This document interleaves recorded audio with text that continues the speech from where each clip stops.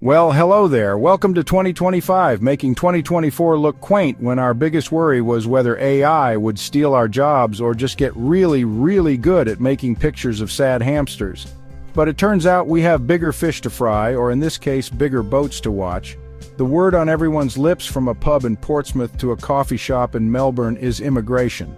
It's the political equivalent of that one song on the radio. Some people love it, some people hate it, but everyone has an opinion and governments are trying to change the station. Why the fuss? It's been simmering for years and has now boiled over, scalding international policy.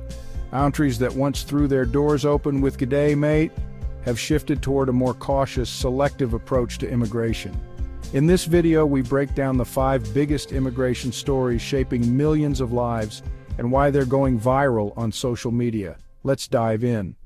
Alright, let's start with the United Kingdom, a country currently treating its immigration policy like a piece of IKEA furniture.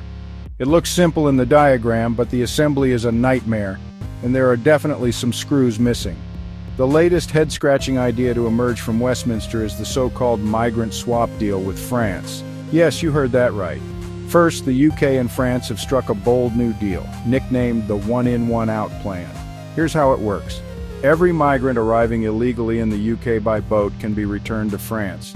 In exchange, Britain will accept an equal number of pre-screened asylum seekers directly from France. The pilot program starts with about 50 people per week, but could expand.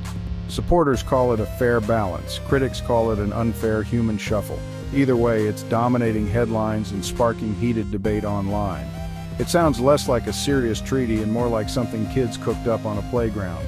I'll trade you my asylum seeker, your 2 economic migrants, a bag of crisps. It's a bold strategy, utterly baffling. Here's the gist. Years trying to stop small boats crossing the channel, now a new approach. Now, while the government is busy playing musical chairs with migrants, not everyone in the UK is happy. In fact, not happy is a massive understatement. Throughout 2025, towns and cities across the country have seen a surge in anti-immigration protests. These aren't just isolated pockets of grumbling. We're talking about organized marches, community meetings that get uncomfortably heated, and a general atmosphere of tension that you could cut with a butter knife. In a move that feels like it was ripped from a slightly dystopian, low-budget sci-fi movie, the UK government has declared war on people smugglers on social media. That's right. The Home Office has assembled a special team of digital sleuths whose job is to hunt down and shut down the smugglers' online operations. TikTok, Facebook, Telegram to advertise their dangerous boat crossings across the English Channel. Alright, let's hop across the pond to Canada, the country so famous for its politeness that its geese probably apologize before honking at you. For years, Canada has been the poster child for welcoming immigration. Its strategy was simple. Invite hundreds of thousands of people, boost the economy, fill labor gaps. But in 2025, it seems even Canada has decided it might have been a little too welcoming. The government has hit the emergency brake, particularly on the streams that were letting in international students. Students are hit hardest. Off-campus work hours are now capped at 24 per week, and fast-track visas for countries like India and China are being scrapped. Many young people are sharing emotional stories online, how their dreams of building a life in Canada are now uncertain. So, with the front door for students and temporary workers getting smaller, you might think Canada's back door, the Provincial Nominee Program, or PNP, is wide open. Well, think again. The PNP has long been the secret weapon in Canada's immigration arsenal. The idea is brilliant in its simplicity. Instead of Ottawa deciding who gets to come to Canada, let the provinces and territories choose immigrants who meet their specific economic needs.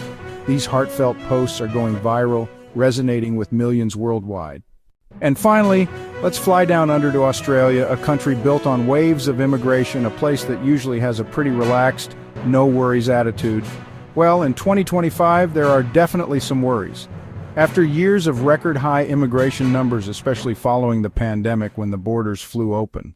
So, what does Australia's new, more restrictive migration system actually look like? It's not just about cutting numbers, it's about fundamentally changing who gets to come.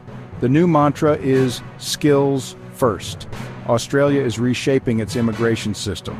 The government is capping migration at 250,000 per year. but at the same time, it is introducing a brand new innovation visa for highly skilled workers. Traditional investor visas are being phased out and post-study work rights are being tightened. For some, this looks like closing doors, but for global talent in tech and research, it could be a golden opportunity.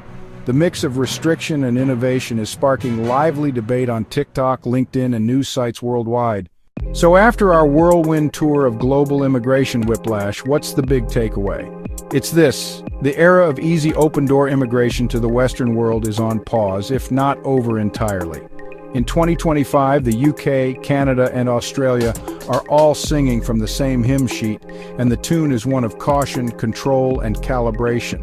They are all trying to solve a similar puzzle: how to manage public anxiety about housing and services, address real economic needs, and control their borders, all without completely shutting off the flow of people that their economies have come to depend on. It's like trying to perform brain surgery on a roller coaster. For potential migrants, the message is crystal clear: the game has changed. So there you have it, the 5 immigration stories making waves in 2025. From migrant swap deals in Europe to protests on British streets to student struggles in Canada and policy shifts in Australia, the world is watching and reacting. Immigration isn't just policy, it's people's lives, dreams, and struggles. Now we want to hear from you. Do you think these changes are fair? Should countries tighten their borders or open more opportunities? Drop your thoughts in the comments, like, share, and subscribe for more interesting stories and videos.